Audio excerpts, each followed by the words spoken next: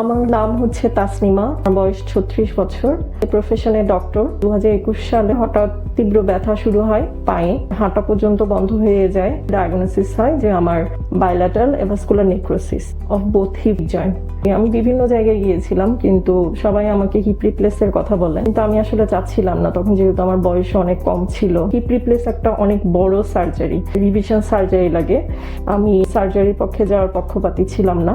যখন ওনারা আমাকে স্টেম সেল সাজেস্ট করেন, আমি সেটা নেওয়ার জন্য রাজি হই। প্রথমে ফিজিওথেরাপি দেন আমার হাঁটাটা একটু যাতে আমি হাঁটতে পারি। পরবর্তীতে ওনারা core decompression with stem cell therapy দেন। তখন যে কন্ডিশনে ছিলাম তার চেয়ে আলহামদুলিল্লাহ অনেক ভালো আছি।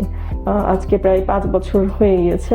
স্টেম সেল হচ্ছে আসলে তো নিজের শরীর থেকে নিয়ে আবার নিজের শরীরে দেওয়া হয়। এটা তেমন কোনো জটিল প্রসিডিউর না। আমার লোয়ার অ্যাবডোমেনের ফ্যাট থেকে নেওয়া হয়েছিল, খুব ইজি প্রসিডিউর।